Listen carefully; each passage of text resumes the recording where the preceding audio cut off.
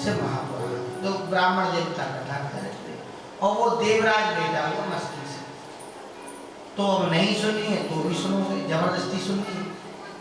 और उसने वो कथा सुनता रहा।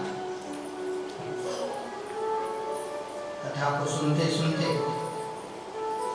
उसका कुछ समय बाद देहावसान भगवान के चरणों में विलीन हो गया। चरणों में विलीन हो गया तो उसे यमराज ने यमदूतों के द्वारा बुला दिया। तो वो कहाँ चला गया? नरक। भाई यम के दूत कहाँ लेके जाते? नरक में जाते। वो नरक में पहुंचे तो वहां पर भोले बाबा के पार्षद पहुंचे। कौन पहुंचे? भोले बाबा के पार्षद पहुंचे, गढ़ पहुंचे। वो कैसे थे? जिनका अंग कपूर के समान, कर्पूर गौरम, बिल्कुल कपूर के समान थे।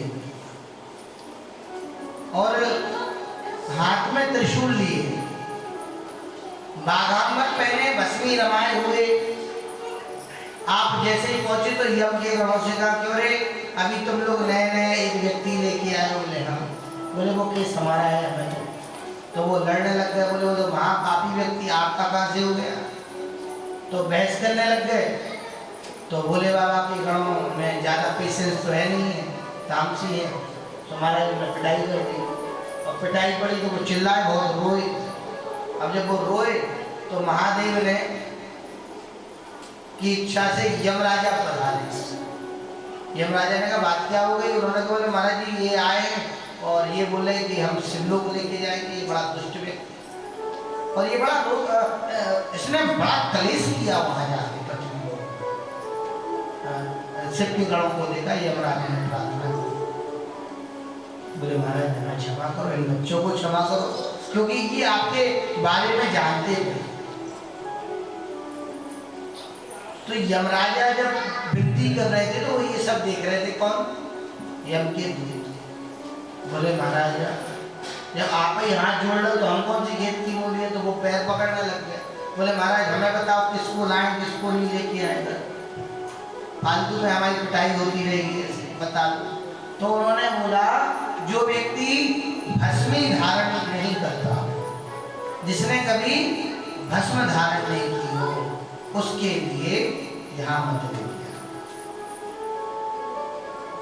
जिसने कभी भस्म धारण नहीं की हो उसको यहाँ लेके आना, और जिसने भस्म धारण की हो कभी भी, उसके लिए क्या करना चाहिए?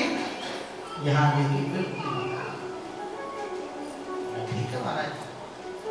जिसने कभी रुद्राक्ष धारण ना किया, जो अपने जीवन में रुद्राक्ष अपने से अलग करता हो, उसे यहाँ यम करी।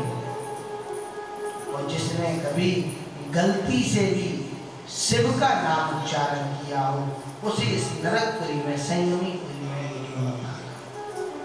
हाथ जोड़े और विदा किया। देवराज भगवान के धाम में गया और भगवान शिव ने उसे अपने यहाँ पर एक गढ़ के रूप में विराजित कर दिया। बोले भक्तवत्सल भगवान की, उमापति महादेव की। आइए महादेव से विनती करते हुए फिर कथा हो। भक्तों की सुन लो पुकार, हो भक्तों की सुन लो पुकार, पुकार भोले बाबा।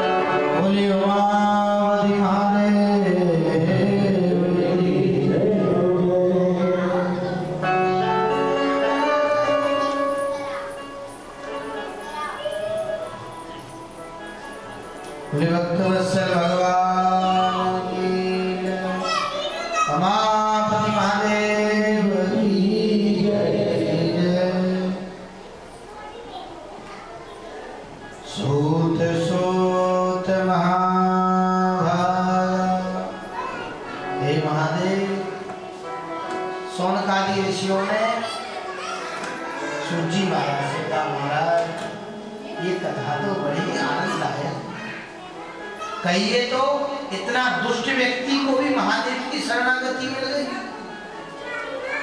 बाबा वाकई में बड़े दयालु हैं।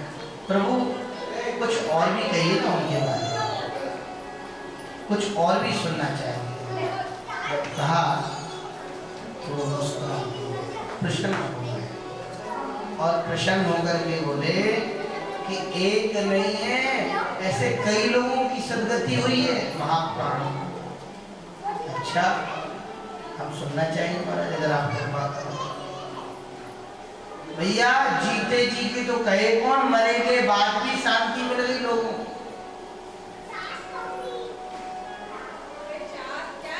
समुद्र निकटे देशे, बोले महादेव की। समुद्र निकटे देशे ग्रामो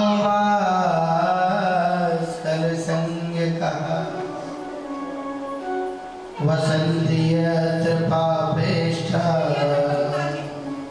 वेद धर्मोजिता।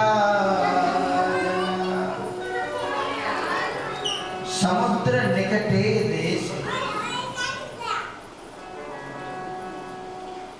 हे ऋषियों, एक समुद्र के निकट में एक बास्कल नामक एक ग्राम है, और वह ग्राम में एक दुराचारी, पापाचारी, विधर्मी एक बिंदुक नामक ब्राह्मण रहता। तो सच पूछिए, कोई जातिगत बात नहीं है, बात वहां थी कि कहां इसे इसलिए इतनी गाली पड़ी कि दुराचारी, पापाचारी, अन्यथा और भी कई बातें कही गई हैं। क्यों कहा कि ये भगवान के सुंदर धवल वस्त्र से होकर के मट मैले गंदी कीड़े में चले। ये भगवान का नाम लेने वाला व्यक्ति कहां जाकर के गंदगी में चला।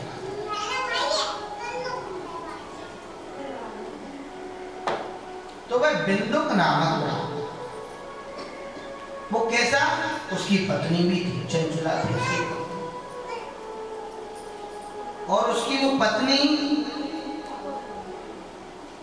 दोनों जन साथ में रहे।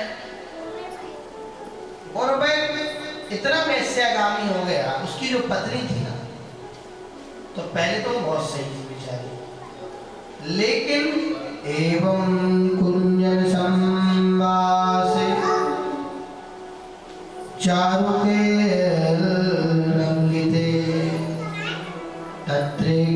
विदुगो नामा विप्र आसीन महाधमा। तो पहले तो जो उसकी पत्नी थी वह बड़ी ही धर्मपरायणा थी, परंतु इस पति के चक्कर में आके वो महापुराण भी कहता है व्यक्ति को अपनी जिम्मेदारी खुद निभानी चाहिए। इसने अपनी पत्नी को जरा भी समय नहीं दिया, जिस वजह से वो दुराचारी। पहले तो वो मध्यस्थ रही। ऐसा नहीं कहना चाहिए कि केवल स्त्री पर ही सारे धर्म हैं, नहीं नहीं, पुरुष पर भी बराबर है। जब उसने समय नहीं दिया और दीर्घ काल तक वो अपने आप को संयमित रखती रही, इसने उस पर ध्यान ही नहीं दिया, तो पुराण भी कहते हैं आप अपनी धर्मपत्नी को समय दें। और इसने क्या किया, इसने समय बिल्कुल ना दे करके ये केवल परस्त्री गमन और व्यभिचार और समयाचार के साथ में ये या तो व्यापार करता रहा या तो फिर ये चोरी आदि में लगा रहा। इसने घर पे ध्यान नहीं दिया और हर जगह ध्यान दिया। बेचारी वो भी पहले तो सही थी, लेकिन फिर कुछ दिन बाद में लोग लज्जा का भय रहा, लेकिन फिर उसने भी कहा परे हटाओ सबको, भाई वो भी कब तक शांत रहे थे बेचारी। तो उसने फिर क्या किया, उसने भी वैश्यागमन शुरू किया। एक व्यक्ति से वह दूषित हो गई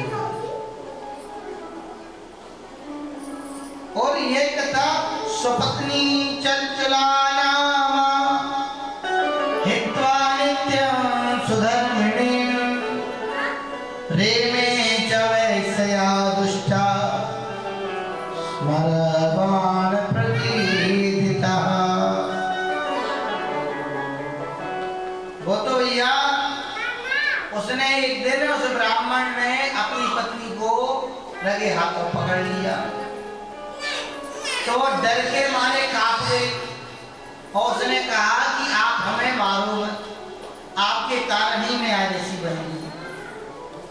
तो वो और बड़ा वाला था महाराज, वो बोला चिंता मत करो, तुम डरो मत, तुम तो पैसा लिया करे वो हमें दिया। वो और भी विशाली था, तो उसने उसके कुमार को एक धनोपार्जन की व्यवस्था बना दी। अब जब ऐसा हुआ तो कई दिन तक तो चलता रहा, लेकिन बाद में जाके वो मर गया। वो मर गया इस समय आने के बाद में। इसीलिए बार बार समझाते हैं महापुराण आदि। एक बार भैया राम कथा आदि चल रही थी, तो वो एक व्यक्ति हंस रहा था, सुन के हंस रहा, बोले ये कहीं भी सुन लिया। तो वो बेचारा स्टेशन पर बैठा और राम कथा पढ़ने लग गया, रामचरितमानस बोल के अपना पढ़ने लगा स्टेशन पर। तो वो एक व्यक्ति हंसने लगा, अच्छा ये तो कुछ शब्द जोड़ दिए है ना, आज का पढ़ा लिखा नहीं, जो आज का पढ़ा लिखा वो जाना पड़ रहा था हमको। ये जो आंखों के सूरदास हैं, जिन्हें इनके पास आंखें होती हुई जिन्हें दिखाई नहीं पड़ रहा, ये मैं उन लोगों की बात कर रहा हूँ। आज के बच्चे बहुत, मेरे सबसे ज्यादा ठाकुर जी के पास से जो मेरे मानने वाले यजमान हैं, जवान परिवार जितने लोग हैं वो सब यंग एज के बच्चे हैं। बड़े बुजुर्ग जितने हैं सो हैं, ठीक है, लेकिन यंग एज के बालक ज्यादा है। और उनसे ज्यादा मुझे नहीं लगता कि मैं भी ठाकुर जी की सेवा कर पाता हूं जितना वो करते। तो उन्होंने बताया, वो हंसने लगा, बोले कि ट्रेन में उसने पत्नी को चढ़ा दिया, पहले ट्रेन चल पड़ी, अब रोने लगा, बोले भाई पत्नी रह गई, ट्रेन में चली गई। तो भगवान, वो संत भगवान हंसने लगे, बोले अगर तुमने रामचरितमानस पढ़ी होती तो ऐसा नहीं होता। बोले क्यों? बोले सीता जी बीच में चलती थी, आप आगे चलते थे, सीता जी पीछे चलते, बीच में पीछे लगा लाल जी चलते थे, तो मैंने बुद्धि कहा था, तुमने पढ़ाई नहीं। हम एक एक जगह आगाह करती से महापुराण बताती है, जो इतनी धर्मपारायणा स्त्री थी वो भी इस नालायक के चक्कर में दूषित हो गई। इसने अपनी पत्नी को समय नहीं दिया और दुनिया भर में घूमता रहा, कमाता रहा, धर्म करता रहा, डोलता रहा। इसलिए धर्म के प्रति प्राण को जानो, वो कह रहे तो कुछ बात होगी, तो इसने समय नहीं दिया, वो दूषित हो गई। अब वो दूषित हुई, ये कुछ देर बाद में मर गया व्यभिचार कर। अब तो ये वैश्यावृत्ति करने लगे थे दोनों, वो धनोपार्जन करता, उससे पैसे कमा, ये मर गया, तो इस पर बुढ़ापा आ गया, समय आ गया। एक दिन गोकर्ण क्षेत्र में गई, वहां पर एक महाराज कथा कह रहे थे। अच्छा, बुद्धि कब आती व्यक्ति को? जब कर चुके। 3 प्रकार के लोग हैं। कितने प्रकार के लोग? 3 प्रकार। एक तो वो है जिन्हें मार मार के सिखाया जाता, वो फिर भी नहीं सीखते। एक सुन के सीख जाते हैं और एक देख करके सीख जाते हैं। और हम तीनों में अपनी कैटेगरी हमें देख लेना चाहिए, हम किस विभाग के व्यक्ति। तो वो बुढ़ापा आ गया, वो मेला घूमने गई, और मेला घूमने को गई गोकर्ण क्षेत्र में, वहां कथा चल रही थी महाराज की, तो वो कथा सुनने को बैठ गई। देखिए क्या कहते महाराज, जब व्यक्ति अपने हर कामों से दुखी हो जाता है तब भगवान की शरण लेता है, और जो कि ऐसा नहीं होना चाहिए। मुझे बहुत बुरा लगता है जब मेरे को कोई फोन करके कहता है बोले भाई जी ये समस्या है, इसका उपाय बता दो, और फिर मुझे ये कहना पड़े इसके लिए बेटा ऐसा कर लो, और फिर वो भगवान का नाम ले, मुझे जीवन में सबसे बड़ा शत्रु दिखाई पड़ता है। अरे कभी तो कहो भगवान आज मैं बिल्कुल ठीक हूँ, महाकाल की कृपा से सब कुछ बढ़िया, ऐसी कोई समस्या नहीं है, खाने को है, पहनने को है, पहनने को है, ओढ़ने को है, सारी प्रसन्नताएं, अब बस भगवान का नाम लेना चाहिए। ऐसा आज तक बहुत कभी भक्त हुए जिनमें से एक रात नहीं, कुछ भी हो जाए वो सोमवार पक्का है, हाँ उल्टा कुछ भी हो जाए ऊपर से।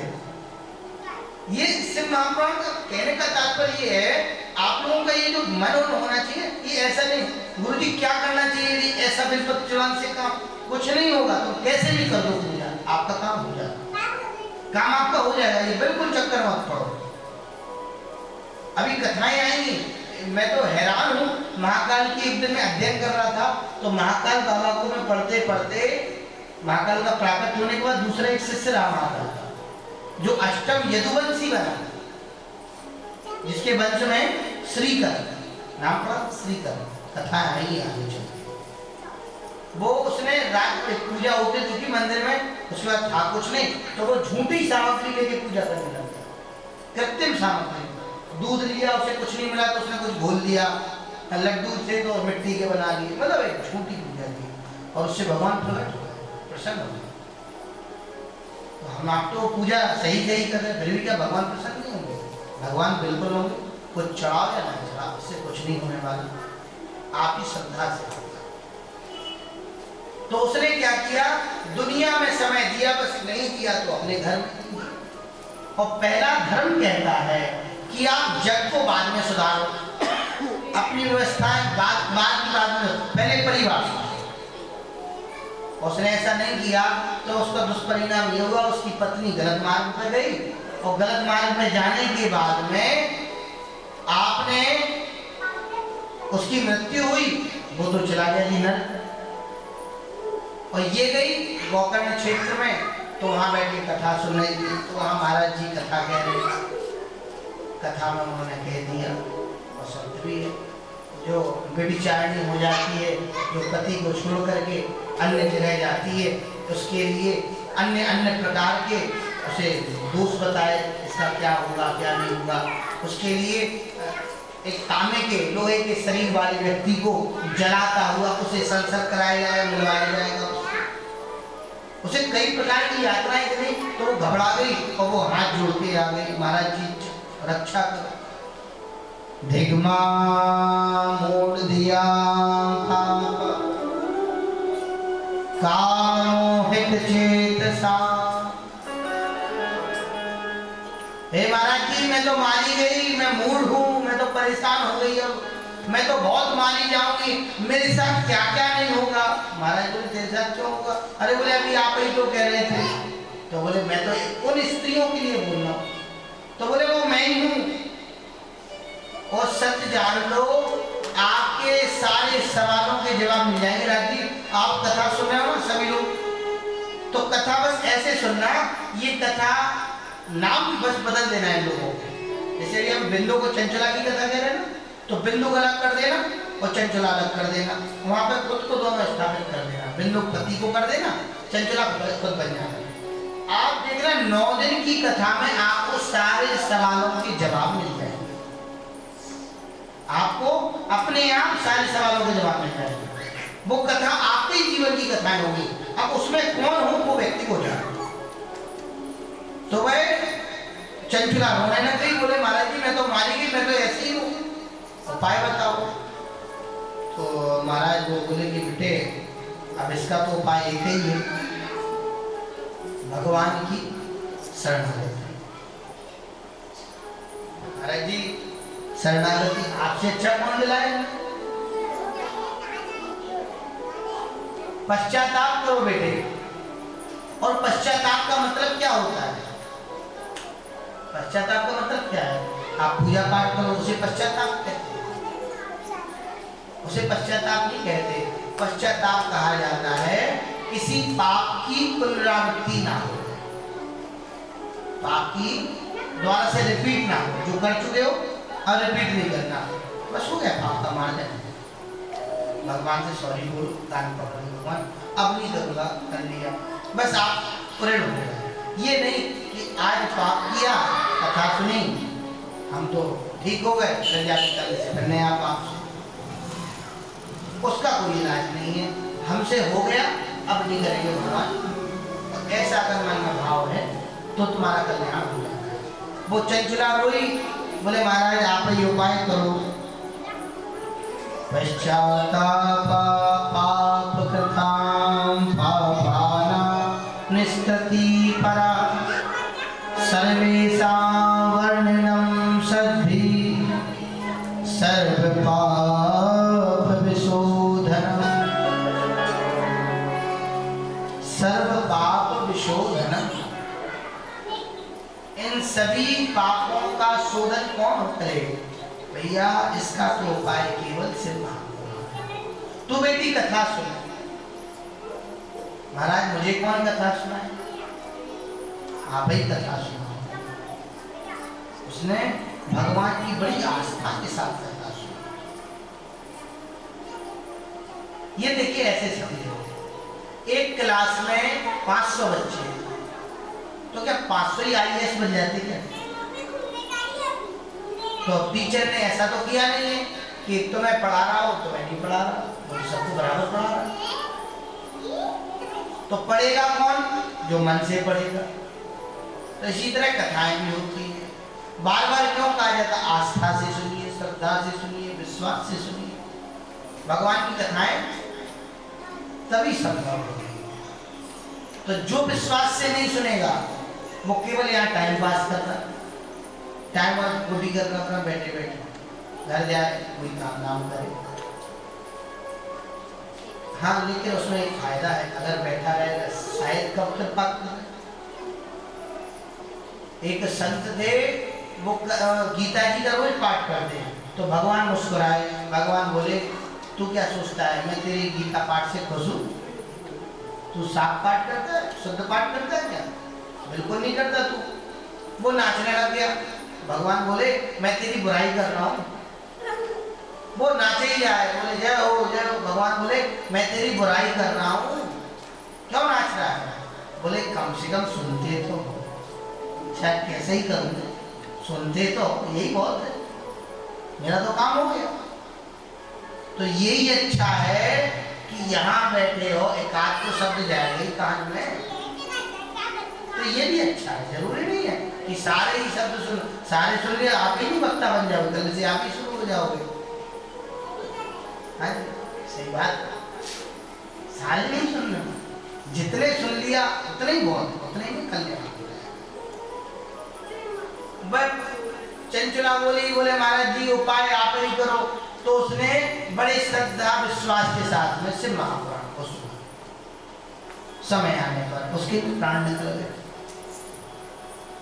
अब जब वो प्राण निकले तो वो महादेव की शरणागति में गए, क्योंकि वो सिर्फ महापुराण सुन के गई थी। इसीलिए हर व्यक्ति को अपने अपने घरों में, ये जो अपने नाम के घर बना लेते ना लोग, मैंने नहीं लिखा फलाने साहब का बिला लिखा होता है उसमें। मैं नाम इसलिए नहीं कहूँगा क्योंकि कई से समारी मंडल के जिन्होंने नाम बदला, भाई की मंच से कहते हैं, अभी भी कह रहे हैं, अब तो उन्हें बदल भी दिया उच्चारों।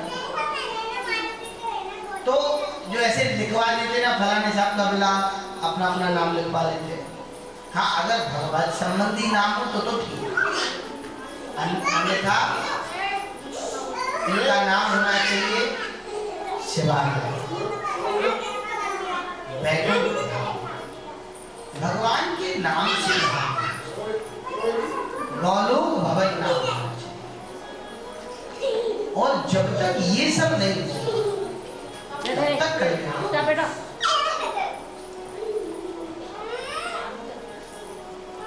चंचला ने विनती करी महादेव के सन्मुख आगे खड़ी हुई। महादेव के सामने जब जाकर के खड़ी हुई तो हाथ जोड़ के बड़ी लज्जा से अपना सिर नीचे झुकाए। तो भोले बाबा समझ गए कि ये शर्म आ रही है, इसे अपने किए हुए पे लज्जा आ रही है, इसने जो कर्म किए हैं वो बड़ी ही लज्जा वाले। तब उसने विनती करी, महादेव हमें क्षमा करें। महादेव ने कहा कोई बात नहीं बेटा, इस संसार में जो होता है मेरी मर्जी से, और तू आई है पार्वती माँ को इशारा दिया। तो माता पार्वती ने चंचुला को अपनी सहेली बनाया, दासी नहीं बनाया, सहेली बनाया। बताइए, जो इतने कुकर्म करने के बाद भी माता पार्वती की सहेली बन जाए, धन्य है। लेकिन महापुराण भोलेनाथ माता पार्वती को सहेली बन गई। और जब माता पार्वती की सहेली बनी तो एक दिन सेवा कर रही थी, और सेवा करते करते नेत्र उसके सजल हो गए, आंखों से आंसू आने। तो माता ने बोला क्या बात है बेटा, क्यों परेशान है? तो उसने हाथ जोड़ के विनती करी, गिरिजे स्कंदमातस्त्वं सेविता सर्वदा नरे सर्वसौख्यप्रदे शम्भो प्रिये ब्रह्मस्वरूपिणी गिरिजे स्कंदमातस्त्वं।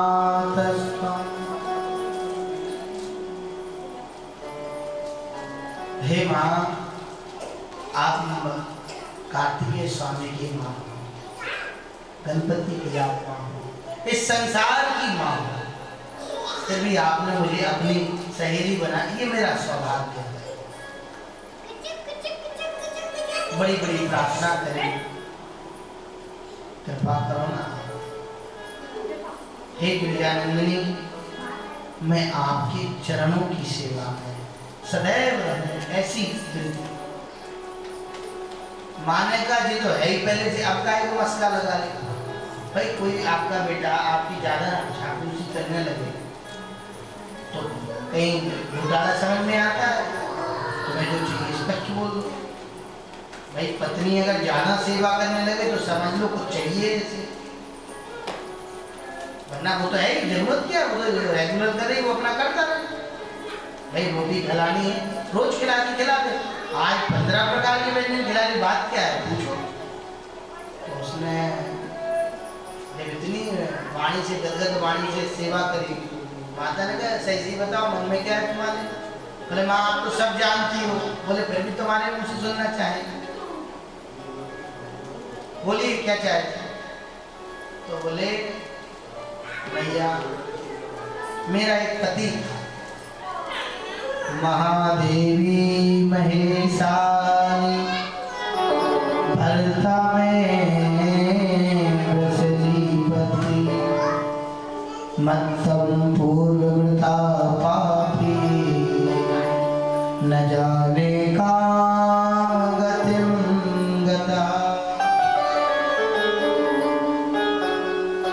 हे भैया, मेरा पति बिंदु था, बड़ा ही दुष्ट था, वो वेश्यागामी के साथ साथ में दुराचारी भी हो गया था। अब आप ये बताइए वो अभी कहाँ है, उसकी क्या गति हुई होगी, मैं जानना चाहता हूँ। माँ प्रसन्न हुई और माँ ने कहा यही पतिव्रता नारियों का धर्म है जो हर समय पति के बारे में सोचे। यहाँ तक कि माता अनुसुईया ने जब अरुंधति माता, अनुसुईया माता, जब जहाँ पर सती माता को और माता पार्वती को जब ज्ञान दिया था, सीता जी को ज्ञान दिया था, आगे आएगी कथा में, कि जो स्त्री भगवान के बारे में भी सोचती है दुर्दांत गति। स्त्रियों को, माताओं को बुरा लगेगा मेरी बात का, ज्यादा पाखंड में नहीं पड़ना चाहिए भैया। केवल माताओं को 4 पूजा बताना है। पहली पति सेवा, दूसरी पति सेवा, तीसरी पति सेवा और चौथी पति सेवा। ये केवल एकमात्र पति सेवा है। इसके बाद में महाकाल की पूजा, शिव पूजा, शिव पूजन, शिव पूजन कराने का अनुरोध कि हर माओ को कम से कम, ज्यादा नहीं तो मिट्टी के शिवलिंग नित्य प्रतिदिन। आपसे विश्वास करिएगा, जो माता ये नियम अपनाए, मुश्किल है, काम सभी के होते, फिर भी अगर कोई रह जाता है किसी काम से कुछ क्रिया बताने के बाद भी, तो बाद में पूछे कि महाराज जी ऐसा बताया था, हुआ नहीं, तो देखा जाए आपने क्या किया, क्या नहीं किया, या क्या विधान रह गया आपका। तो साथ के साथ में अगर उस विधान से किया जाए तो जरूर। पहले तो महादेव की सेवा,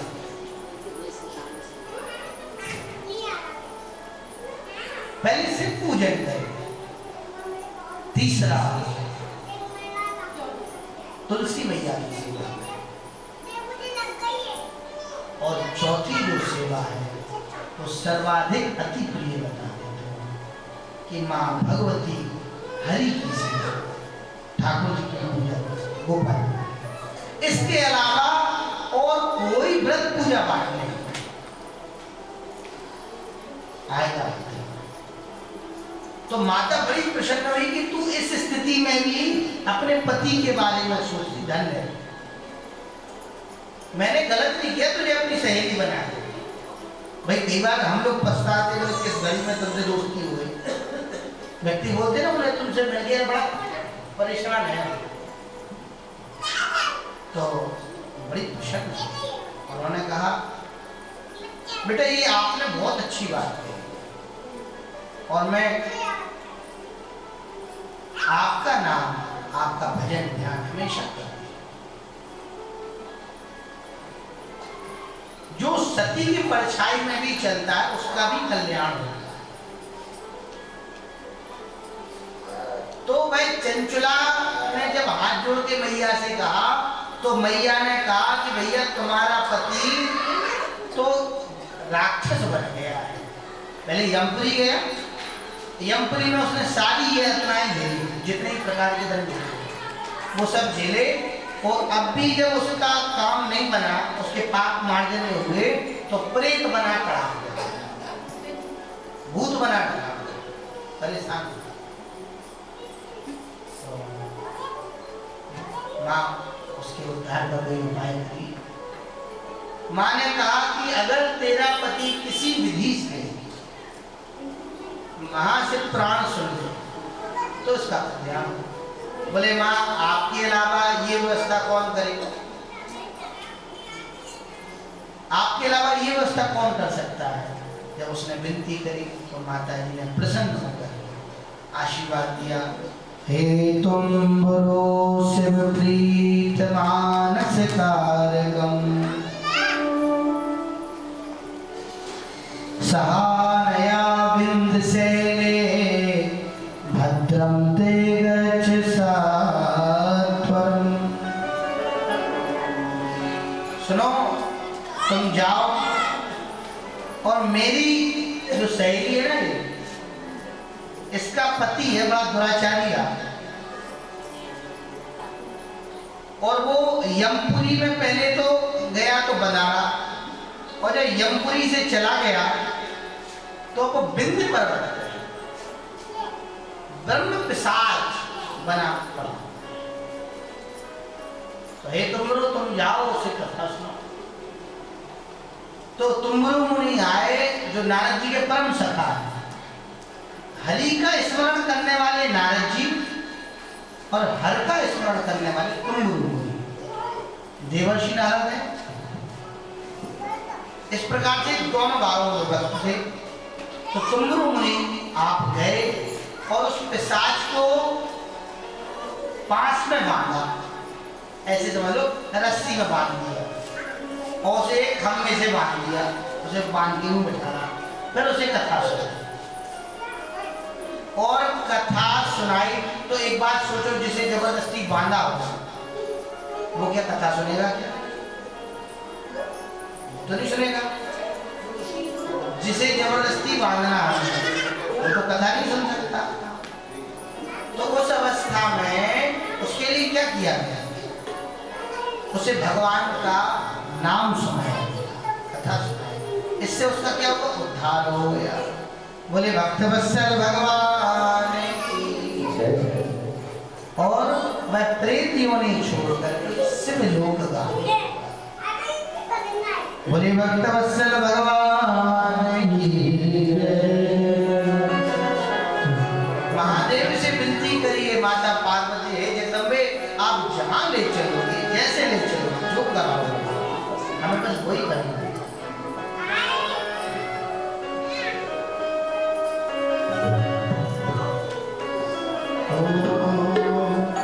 जहां ले चलोगे वही मैं चलूंगा। जहां ले चलोगे बाबा, जहां ले चलोगे भोले वही मैं चलूंगा।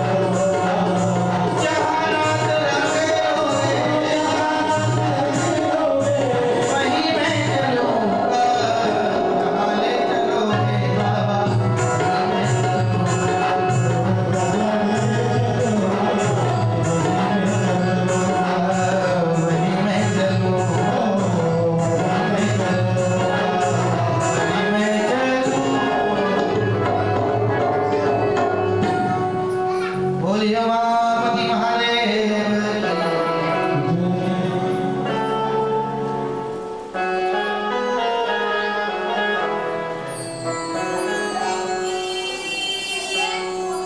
हे महादेव, आप अपना जीवन जो महाकाल के चरणों में लगाए, जो लाइव देख रहे हैं यूट्यूब के माध्यम से, हरिहर प्रेम के चरण के माध्यम से, आज नहीं देख रहे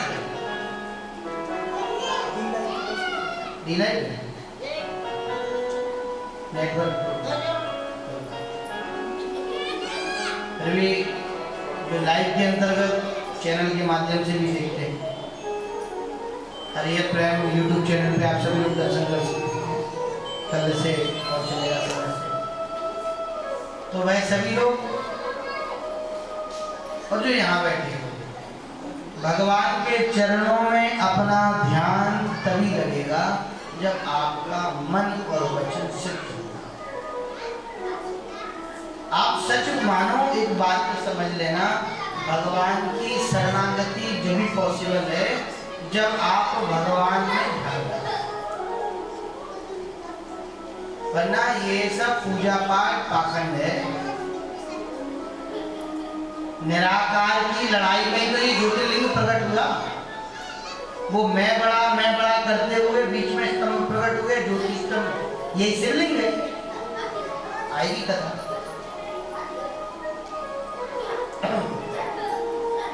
तो जो करना चाहिए वो ना करके और सब कुछ कर रहे हैं तो फिर कहीं ना कहीं गड़बड़ है।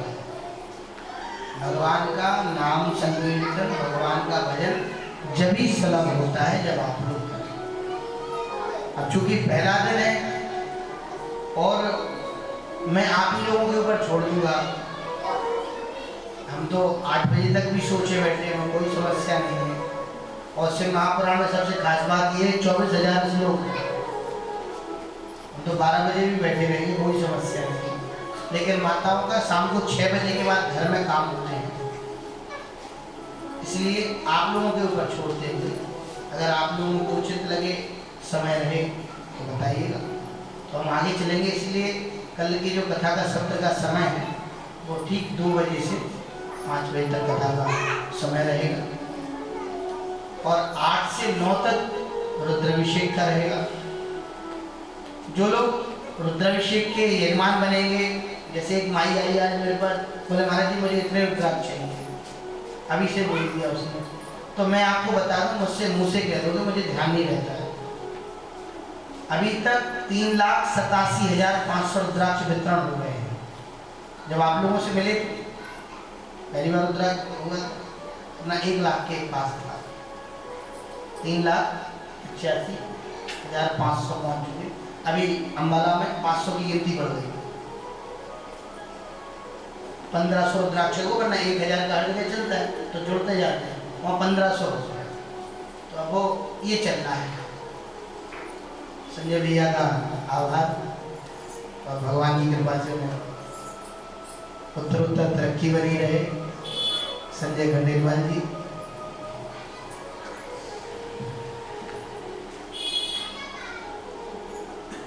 भाभी जी भी हैं, यही ऐसी बात है।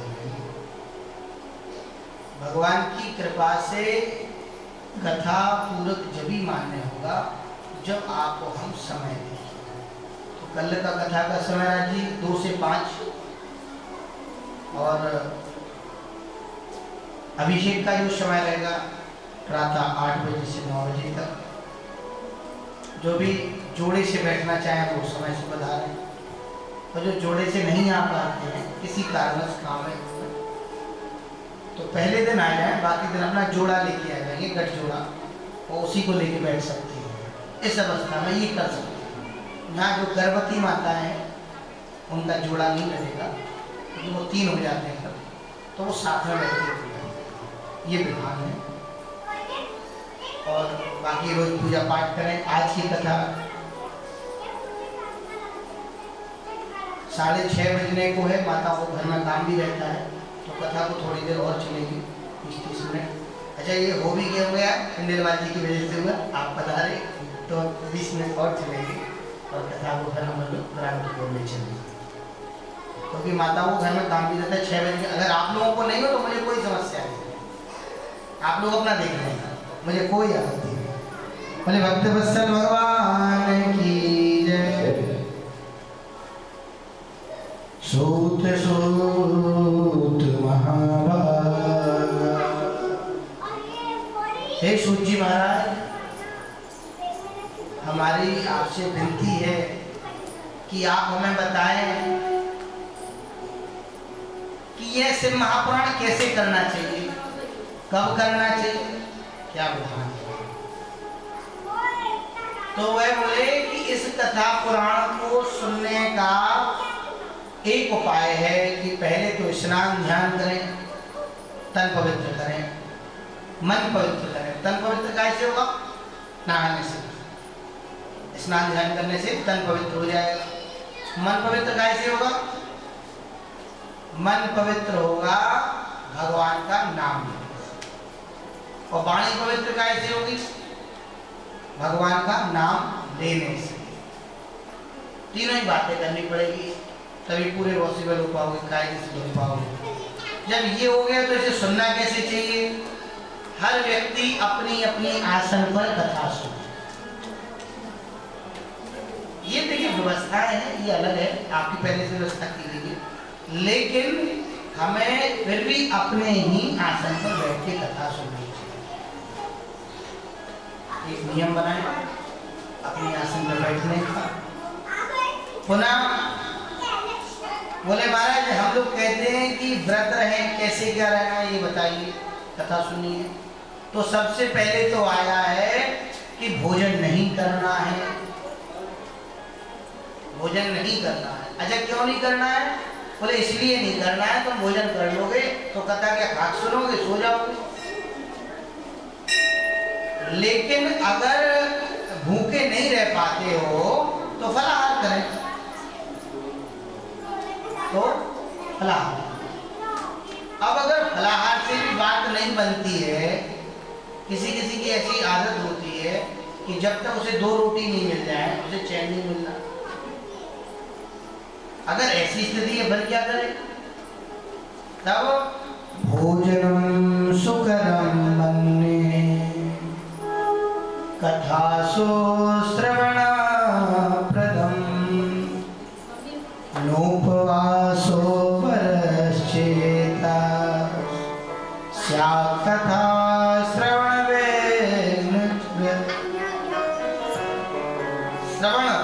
सुकरम मन्ये। ये मैं नहीं कह रहा हूँ, ये महात्मा की कथा कह रही है, इससे महापुराण कह रहा है। क्या कहते हैं इस महापुराण में? कि पहले तो दीक्षा ग्रहण करें। अगर दीक्षा नहीं है और मन नहीं है, मान लो काऊ से दीक्षा लेने को गुरु जी से, तो क्या करो? भोलेनाथ का जाप, ओम नमः शिवाय, यही दीक्षा है। जगता पितरो वंदे पार्वती परमेश्वर। संसार के गुरु जी कौन है? महादेव। ओम नमः शिवाय का जाप करें, हो गई दीक्षा। ठीक है, अब क्या करना है? जब तक गुरु नहीं मिले तब तक ओम नमः शिवाय से काम चला लो, और जिस दिन हो जाए तो फिर गुरु मंत्र ले लो, शिव रूपी। टीवी से मिला हुआ मंत्र नहीं। आजकल आप कोई भी चीज को, एक चीज को डालो, एक दिन में मजाक मैं ऐसे देख रहा था तो बहुत मंत्र मिले, तो मैंने ऐसे ही डाले भूत प्रेत सिद्ध करने की मंत्र लिखे। तो इतने भूत प्रेत के नाम हमें नहीं याद जितने उसमें थे, वित्त मंत्र की, और एक की भी क्रिया सही नहीं। तो टीवियों पर पड़े हुए मंत्र जो सार्वजनिक होते हैं वो मंत्र कभी सिद्ध नहीं होते। मंत्र कभी ओपनली नहीं दिया जाता है। गोपनीयम गोपनीयम गोपनीयम प्रयत्नतः मंत्र दीक्षा है जो अति गुह्यतरम। कैसे? हे शिवा, भोलेनाथ कहते हैं गुह्यतरम लोके, बोले जो अति गुह्य है, बहुत घनिष्ठ को देना चाहिए, सबको ही नहीं देना चाहिए, ऐसे को दो। तो क्या करना है? महादेव का अर्चन करें, महादेव का क्या करें? वंदन करें। ठीक है महाराज, कर नहीं तो वंदन अर्चन कब सिद्ध होगा? जब आप भगवान का नाम लेंगे, भगवान का पूजन करेंगे, भजन करेंगे। तो मंत्र जो सार्वजनिक दिए जाते हैं, जो पंचाक्षरी मंत्र ओम नमः शिवाय, ये कोई भी दे सकता है। ओम नमो भगवते वासुदेवाय, ये द्वादशाक्षरी, ये कहीं से भी दे सकते हो। राम तारक मंत्र भी ले सकते हो, राम, ये भी मंत्र सार्वजनिक है। लेकिन और अन्य कोई भी मंत्र होगा वो किसी भी चैनल के माध्यम से, किसी भी टीवी के माध्यम से कभी भी सिद्ध नहीं होगा। होना होगा वो किसी व्यवस्था से भगवान बीज गए होंगे, बात बन गई होगी, वो काम नहीं है,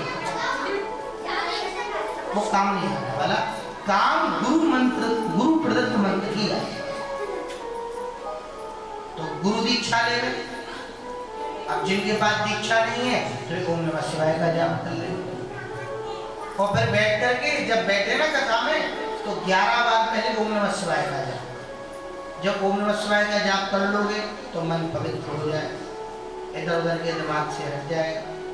फिर जाकर के कहीं भगवान का नाम लेकर के हमें क्या करना चाहिए, फिर भगवान जी से विनती करना चाहिए। हाँ जी, अगर व्रत नहीं रह पा रहे तो क्या करें? फिर बोले भोजन कर लो। भोजन कैसा भोजन करें? बोले गरिष्ठ भोजन नहीं करना, जब तक कथा हो रही तब तक ज्यादा तेल मसालेदार भोजन नहीं करना है, सुपाच्य भोजन करें जिससे नींद नहीं आए भगवान का। भोजनम सुकरम मन्ये कथासु श्रवणम प्रदम नौपवासो वरश्चेतस्य कथा श्रवण विघ्नकृत। यानी आपको जैसे सुलभ हो, जिसमें आप कंफर्टेबल हो, सही भाषा में कह दूं, आप वैसे भगवान की कथा को सुने। ये बात में कहते हैं। गीता वाच्ये शिवेनोक्ता रामचंद्राय यामुने। शिव महापुराण होने के बाद में गीता पाठ या रामचंद्र जी का नाम का स्मरण करें। जब यहाँ से उठते हो तो ऐसा नहीं कि सीधे उठे हो घर में कर लिए, बैठ के कम से कम 11 बार राम राम का जाप करें, तब एक कथा का फल मिलता है। क्योंकि महादेव राम नाम के भूत हैं और राम जी शिव के भूत हैं, ये दोनों पूरक हैं। न्यूनातिरिक्त कामों के लिए कोई कमी ज्यादा नहीं रह जाए, तब शिव सतनाम का पाठ। और किसी कार्य की सिद्धि के लिए अगर कर रहे हो कि हमारे कार्य सिद्ध हो जाए, तब क्या करें? एकादश मितान विप्रान भोजये मधुपायसै दद्यात् तेभ्यो दक्षिणां च व्रतपूर्णत्वं सिद्धये। 7वें अध्याय में 41 श्लोक में कहा है कि अगर कोई कार्य सिद्धि के लिए कर रहा हो व्यक्ति, तो वह 11 ब्राह्मण को, बटुक ब्राह्मण हो चाहे, बटुक को तो ज्यादा अच्छा, बटुक कह रहे छोटे ब्राह्मण, बालक ब्राह्मण, 11 ब्राह्मण के लिए खीर जमाए, वो भी काय में शहद डाल, शहद मिली हुई खीर को बामन ने जमावे, 11 दक्षिणा देवे तो उसका काम पूर्ण हो। चांदी पर सिंहासन, चांदी या स्वर्ण के बिना शिव महापुराण को विराजित नहीं करते। तो इच्छानुसार चांदी, चाहे वो इतनी सी नहीं कर सकते फिर वो बात अलग है, अगर कर सकते तो स्वर्ण और चांदी के बिना शिव महापुराण नहीं सुनी जाती, ये स्थापित करें। अब कई लोग कहें महाराज जी सोना चांदी तो महंगा है, तो सोने की लौंगी हो जाती है, क्या बोलते हैं, छोटी छोटी लौंग वगैरह होती है चांदी की, वही रख दो, बात कर जाती। ये विधान है। घर में अगर आप रोज पढ़ते तो एक चांदी का पत्र बनवाएं, अगर आपके पास में इतनी योग्यता है आप कर सकते हैं तो चांदी के पत्र पर विराजमान करें, फिर कथा को पारायण करें। ऐसा करने वाले व्यक्ति के सारे मनोरथ सिद्ध होते। सारे का मतलब ये नहीं है कि तुम कुछ करो ही ना और सब मनोकामना पूरी होती है, भगवान पागल नहीं। जो लोग कहते थे ऐसा करने से तुम ये टॉप कर जाओगे, ये कर जाओगे, भैया पढ़ना तुम्हीं को पड़ेगा। देखिए जो भगवान का भक्त होगा वो कुछ भी नहीं करे उसका काम हो जाना, वो अलग वैसे लेकिन मैं ये कह दूं कि जी तुम ऐसा कर लो, ऐसा हो जाएगा, और आप नहीं करोगे, ये बात की तुम्हारे सब काम हो जाएंगे एक लोटा जल चढ़ाने से। बात सही है, जो भक्तों का वाकई में हो जाएंगे। आगे आएगी कथा कि उनके हुए और कईयों के होते भी हैं। लेकिन जो अभक्त है और वो एक लोटा जल तो चढ़ाएगा और कहे गुरु जी हुआ नहीं, तो इसमें दोष ना तुम्हें लग रहा ना हमें लग रहा है, ये सनातन को झूठा साबित कर रहा है, ये महादेव के लिए झूठा साबित कर रहा है, तो ये दोष समझ लगेगा। इसलिए कर्म आपको करने पड़ेंगे। तो जो व्यक्ति भगवान महादेव का स्तवन करेगा, एकादश ब्राह्मण को शहद मिली हुई खीर खवाएगा, ऐसे जब करने से उसका कार्य संपूर्ण होगा। श्रीमान शिव पुराण समस्त पुराणों का भाल तिलक है। इन सभी को जो भी अर्चन वंदन और श्रवण करेगा उसका जन्म सिद्ध हो जाएगा। ते जन्म भाजा तनु जीव लोके यो वै सदा ध्यायन्ति विश्वनाथ। बोले विश्वनाथ भगवान। जो व्यक्ति विश्वनाथ भगवान की पूजा करता है, जो शिव महापुराण पे अपनी दक्षिणा चढ़ाता है कि महाराज ये हमने कथा सुनी, अब ये रुपया पैसा से नहीं है, वो चढ़ाए वो अच्छी बात है, वो किसी भी रूप में हो, वो शिव महापुराण पर ही चढ़ाए। जो पत्राकार रूप में जो विराजमान होते हैं इसी पर चढ़ा करके अपने हाथ से स्पर्श करके कि ये हमने अपना संकल्प किया, हमें इसका पुण्य फल प्राप्त हो, ऐसे करके कथा का विराम की ओर ले जाने से पहले भगवान का नाम महिमा, इसके बाद में और फिर भगवान की आरती और प्रसाद लगा करके सभी को प्रसाद रूप में करेंगे। और तदोपरांत फिर कल कथा ठीक 2 बजे से प्रारंभ, 2 से 5 तक की। और आप सभी लोग भगवान का नाम करें। ओम नमः शिवाय।